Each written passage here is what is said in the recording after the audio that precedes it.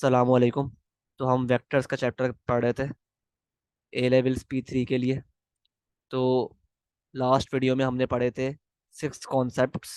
ठीक है, तो आगे बढ़ते हैं with the 7th concept of this chapter, जो कि है अबाउट इक्वल वेक्टर्स। अब इक्वल वेक्टर्स क्या होते हैं, तो ये बात समझो भाई। अगर मेरे पास दो वेक्टर्स हैं, लेट्स से एक है ए बी, ठीक है, और एक है पी क्यू, ठीक है, दो वेक्टर्स हैं, ठीक है। तो जो ये वेक्टर्स हैं ए बी और पी क्यू, ये इक्वल वेक्टर्स कब कहलाएंगे, ये कब इक्वल होंगे, ये समझना है हमें। तो याद रखना, ए बी और पी क्यू वेक्टर्स जो हैं will be considered equal vectors अगर उनका मैग्नीट्यूड सेम है, सेम मैग्नीट्यूड है, और सेकेंडली उनका डायरेक्शन भी सेम है। तो आप चेक कर रहे हो कि ये जो ए बी और पी क्यू है, दोनों का जो मैग्नीट्यूड है वो क्या है, सेम है ना, सेम है। और जो इनका डायरेक्शन है वो भी क्या है, same. Both are pointing in the right direction, है ना। तो क्योंकि ए बी वेक्टर और पी क्यू वेक्टर का मैग्नीट्यूड और डायरेक्शन सेम है, तो हम बोलेंगे A B is equal to P Q vector. ठीक है, तो ये है पूरा कॉन्सेप्ट ऑफ इक्वल वेक्टर्स। ठीक है, आगे बढ़ते हैं towards concept number 8, which is about negative vectors. अब ये समझने के लिए हम एक और एग्जांपल लेते हैं कि यार नेगेटिव वेक्टर्स कब होते हैं, जब लेट्स से हमारे पास अगेन दो वेक्टर्स हैं ए बी और पी क्यू। ठीक है, तो अब देखो, अभी जो है ना, अभी इस वक्त जो मैंने ड्राइंग की है, तो आप उसमें चेक करो, जो ए बी वेक्टर है और पी क्यू वेक्टर है, इसका मैग्नीट्यूड और डायरेक्शन मैंने सेम ड्रॉ किया है। ठीक है, तो अभी तो ये ए बी और पी क्यू क्या है, they are called equal vectors. लेकिन अगर मैं इसका मैग्नीट्यूड सेम ही रहने दूं और जो पी क्यू वेक्टर है उसका डायरेक्शन रिवर्स कर दूं, उसका डायरेक्शन रिवर्स कर दूं कुछ इस तरह, तो ये बन गए, ये दोनों बन गए आपस में नेगेटिव वेक्टर्स। क्योंकि ये क्या होते हैं नेगेटिव वेक्टर्स, इनमें क्या होता है, they have the same magnitude but different, मतलब ऑपोजिट डायरेक्शन। ठीक है, आई होप बात क्लियर है। तो क्योंकि ए बी और पी क्यू का जो मैग्नीट्यूड है वो सेम है, लेकिन इनका डायरेक्शन एक दूसरे के ऑपोजिट है, तो हम बोलेंगे भाई ए बी और पी क्यू जो हैं they are called negative vectors. और इनको हम शो करेंगे कुछ इस तरह कि A B vector is equal to minus of P Q vector. सही है, आई होप बात क्लियर है। इस तरह हम शो करेंगे। ठीक है, बेसिकली माइनस शो कर रहा है कि जो पी क्यू है ना, उसकी डायरेक्शन ए बी से ऑपोजिट है। ठीक है, और लेट से आपको, अगर एग्जाम में एग्जाम्पल की बात कर लेते हैं, लेट से आपको ओ ए दिया हुआ है वेक्टर, लेट से ए, तो मुझे बताओ अगर ओ ए है तो ए ओ क्या हो जाएगा। अगर ओ ए मतलब लेट से ये ओरिजिन है और ये ए पॉइंट है, अगर ओ ए मेरे पास उसकी उसका मैग्नीट्यूड उसकी वैल्यू ए है, तो मुझे बताओ ए ओ क्या हो जाएगा। तो आप खुद देखो भाई, इसमें क्या हुआ है, सिर्फ और सिर्फ डायरेक्शन रिवर्स हुआ है। तो हम क्या कर देंगे, ये बन जाएगा माइनस है। क्लियर है? तो ये होते हैं बेसिकली नेगेटिव वेक्टर्स। सिमिलरली अगर आपको इस फॉर्म में दिया हुआ है, लेट से आपको दिया हुआ है ए बी वेक्टर है, और उसको डिफाइन किया हुआ है उसने 2 3 6। ठीक है, आपसे पूछ रहा है बताओ मुझे कि अगर A B is equal to this, तो बी ए वेक्टर किसके बराबर होगा? तो भाई खुद देखो यार, क्या हो रहा है, सिर्फ सिर्फ और सिर्फ इस वेक्टर की यहाँ पर क्या हो रही है, डायरेक्शन बदल रही है। ठीक है, पहले ये ए टू बी था, अब क्या हो गया, बी टू है। तो हम क्या करेंगे, सिर्फ कुछ नहीं करेंगे, सिर्फ और सिर्फ सारे कोऑर्डिनेट्स को माइनस से मल्टीप्लाई कर देंगे, माइनस से मल्टीप्लाई कर देंगे। तो ये बन जाएगा -2 -3 और -6। ठीक है, ये आ गया आपके पास बी ए वेक्टर। ठीक है, तो ये बेसिकली होते हैं आपके पास पूरा concept of negative vectors. I hope यहाँ तक सब कुछ क्लियर है। ठीक है, तो आगे बढ़ते हैं और अब बात करते हैं टुवर्ड्स दी, मूव करते हैं towards the ninth concept of this chapter, जो है पैरेलल वेक्टर्स। ठीक है, तो लिखो इसके बारे में कि vectors are considered to be parallel vectors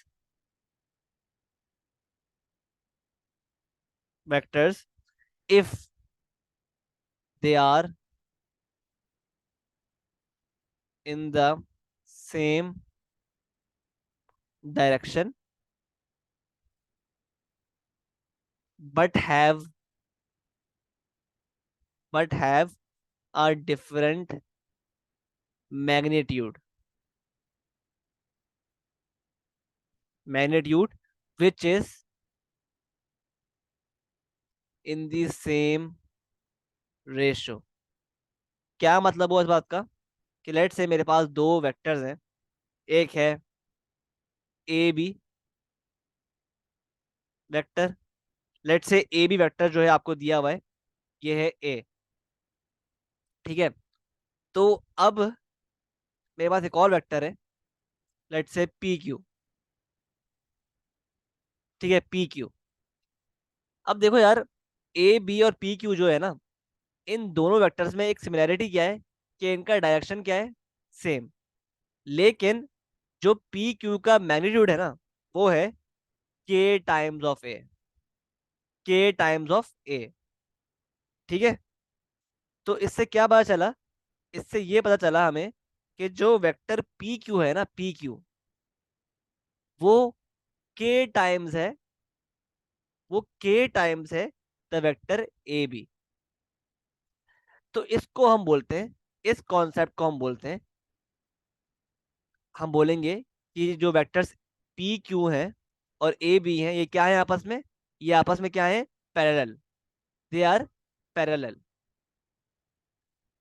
क्यों?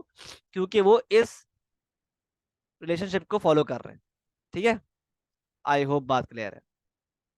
ठीक है, क्योंकि वो इस इक्वेशन को फॉलो कर रहे हैं कि पी क्यू जो है is equal to K times A B. ठीक है, तो ये शो करता है क्योंकि पी क्यू के टाइम्स ए बी है, तो इसका मतलब क्या हुआ कि ए बी और पी क्यू जो है वो क्या है, दे आर पैरेलल। सही है? जैसे जैसे एग्जाम्पल की बात कर लेते हैं। अगर हमारे पास एक वेक्टर है ए बी, आपको दिया हुआ है 3 2 5। ठीक है, और एक वेक्टर है पी क्यू, आपको दिया हुआ है 6 4 10। ठीक है, अब कह रहा है भाई प्रूव करो कि वेक्टर ए बी और पी क्यू क्या है आपस में, पैरेलल।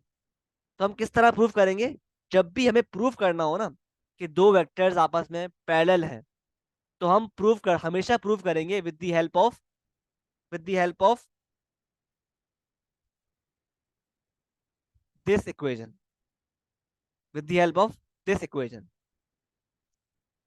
आई होप बात क्लियर है। ठीक है, तो अब खुद देखो यार, मेरे पास अगर आप नोटिस करो, तो जो वेक्टर पी क्यू है अगर मैं इसमें से 2 कॉमन ले लूं तो क्या बचेगा अंदर? यहाँ बचेगा 3, नीचे बचेगा 2, और यहाँ बचेगा 5, है ना? ठीक है। तो क्या मतलब हुआ इसका कि टी क्यू जो है वो बराबर है 2 टाइम्स ऑफ दिस। और अगर आप नोटिस करो तो ये जो हिस्सा है ये एक्चुअली में क्या है? ए बी, है ना? तो we can write P Q is equal to 2 times of vector A B. तो आप चेक कर रहे हो, क्योंकि हमारे पास पी, जो पी क्यू है वो 2 टाइम्स ए बी है, तो वी विल से कि जो वेक्टर्स पी क्यू और ए बी हैं आपस में क्या है? पैरेलल। सही है, प्रूव्ड। इस तरह आप प्रूव करते हो कि दो वेक्टर्स आपस में क्या है? पैरेलल। ठीक है। आगे बढ़ते हैं टुवर्ड्स द नेक्स्ट कॉन्सेप्ट, जो कि बेसिकली इस कॉन्सेप्ट के बहुत सिमिलर है। वो क्या है? About collinear vectors. Collinear vectors. तो याद रखना, vectors are considered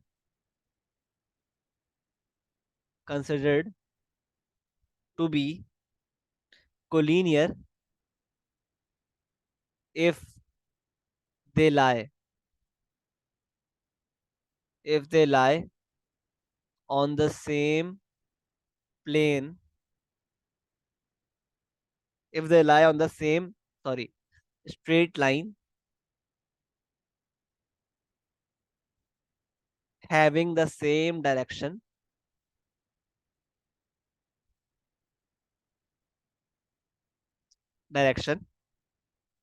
but a different magnitude which is in the same ratio। ठीक है। अब क्या मतलब हुआ इसका? चेक कर लेते हैं यार। तो अगर देखो भाई, मेरे पास एक लाइन है, ये पॉइंट ए है, ये पॉइंट बी है, और ये पॉइंट सी है। सही है। तो अब देखो भाई, अगर हम इसकी इक्वेशन बनाए तो क्या बनेगी? कि जो वेक्टर ए सी है ना, जो वेक्टर ए सी है, वेक्टर ए सी है, ये पूरा वेक्टर मतलब ये बराबर है K times, K times where K can be any real number. ठीक है। इस K times the vector A B, जो कि सिर्फ इतना है। ठीक है। तो ये बेसिकली बात प्रूव कर रही है कि जो वेक्टर्स ए सी हैं और ए बी हैं आपस में क्या है? कोलिनियर। लेकिन अब आप बोलोगे भाई कि ये तो शो कर रहा है कि ये आपस में पैरेलल है। तो बात ये है भाई कि जो कोलिनियर कॉन्सेप्ट है ना, ये बस कॉन्सेप्ट में डिफरेंट है, लेकिन जो इसका मैथमेटिकल एप्लीकेशन है ना, वो सेम है एज पैरेलल। ठीक है। आई होप बात क्लियर है। मैं कह रहा हूँ कि जो ये कॉन्सेप्ट है ना कोलिनियर का, ये कॉन्सेप्ट डिफरेंट है इन अ वे कि कोलिनियर होता क्या है? कोलिनियर में जो पॉइंट्स होते हैं ना, वो सेम लाइन पर, एक ही स्ट्रेट लाइन पर होते हैं। लेकिन in the case of parallel आपके पास दो डिफरेंट लाइंस होती हैं। लेकिन मैथमेटिकली, चाहे आपके पास पैरेलल हो कॉन्सेप्ट हो या आपके पास कोलिनियर हो, आप दोनों को सेम ही रिलेशनशिप से प्रूव करोगे, सेम ही इक्वेशन से प्रूव करोगे। उनकी मैथमेटिकल एप्लीकेशन सेम ही होगी, मैथमेटिकल कॉन्सेप्ट सेम अप्लाई होगा दोनों में, चाहे पैरेलल हो या कोलिनियर हो। सही है। आई होप बात क्लियर है। तो लिख भी लियो अपने पास पॉइंट ये कि, तो पॉइंट क्या है भाई कि the difference the difference between collinear vector and parallel vectors is the fact that in collinear vectors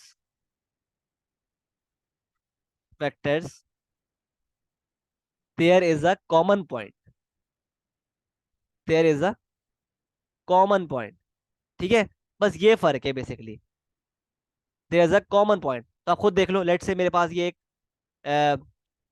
point है, 3 पॉइंट्स हैं, ए बी और सी, ठीक है। अब देखो भाई, आप चेक कर रहे हो कि बेसिकली जो बी पॉइंट है ना, बी जो पॉइंट है, ये वेक्टर ए बी और वेक्टर, सॉरी, जो ए पॉइंट है ये वेक्टर ए बी में भी और वेक्टर ए सी में भी कॉमन है ना। वेक्टर ए बी और वेक्टर ए सी दोनों में ए पॉइंट जो है वो कॉमन है। सही है। तो आप चेक कर रहे हो कि अगर हम कर लें कि ए सी वेक्टर है वो के टाइम्स है ऑफ ए बी, तो आप ऑब्जर्व करो भाई कि दोनों वेक्टर्स में पॉइंट ए जो है वो क्या है, कॉमन है। सही है। तो ये बेसिकली फर्क होता है कोलिनियर में और पैरेलल वेक्टर्स में। जबकि अगर हम बात करें पैरेलल की, तो एक लाइन है ए बी और एक लाइन है पी क्यू। तो आप चेक कर रहे हो इस केस में आपके पास सारे ही डिफरेंट पॉइंट्स हैं, क्योंकि क्योंकि इस केस में आपके पास दो डिफरेंट लाइंस हैं, आपके पास दो डिफरेंट लाइंस मौजूद हैं।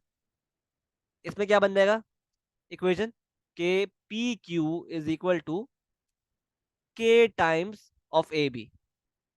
ठीक है। तो आप चेक कर रहे हो कोई भी पॉइंट ऐसा नहीं है जो कॉमन हो दोनों वेक्टर्स में, जबकि in the case of collinear आपके पास पॉइंट, इस केस में पॉइंट ए जो है वो कॉमन है।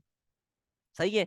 बस इतना ही फर्क है आपके पास कोलिनियर के कॉन्सेप्ट में और पैरेलल लाइंस के कॉन्सेप्ट में। ठीक है। जो इनकी मैथमेटिकल एप्लीकेशन है वो आप खुद चेक कर लो, दिखने में सेम है। ठीक है। आई होप बात क्लियर है। ठीक है। तो ये था all about collinear vectors and, ठीक है, एक और पॉइंट लिखो अपने पास कि the mathematical treatment treatment of collinear and parallel vectors is exactly the same. ठीक है। मैथमेटिकली हम इन दोनों कॉन्सेप्ट को सेम ही ट्रीट करेंगे। बस फर्क क्या है बेसिकली, कि कोलिनियर में एक कॉमन पॉइंट होता है, पैरेलल में वो कॉमन पॉइंट नहीं होता, क्योंकि पैरेलल में आपके पास दो डिफरेंट लाइंस होती हैं, जबकि कोलिनियर में आपके पास सारे पॉइंट्स एक ही स्ट्रेट लाइन पे होते हैं। एग्जाम्पल की बात कर लेते हैं, लेट से आपको एक वेक्टर दिया हुआ है ए बी,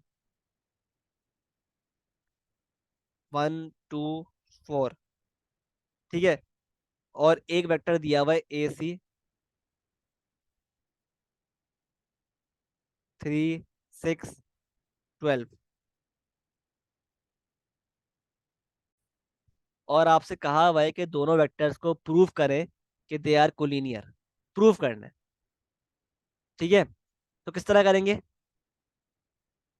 आप क्या करोगे, आप पहले आप ए सी से कॉमन ले लोगे, लेट से इस केस में आप कॉमन ले लोगे 3, तो अंदर क्या बचा, 1 2 और 4, जो के बराबर है ए बी के। तो you can write K A C is 3 times of A B. Hence आपने प्रूव कर दिया कि दोनों जो वेक्टर्स हैं क्या हैं, कोलीनियर। ठीक है। तो आप चेक कर रहे हो हमने वही काम किया जो हमने in the case of parallel vectors किया था। ठीक है। आई होप बात क्लियर है।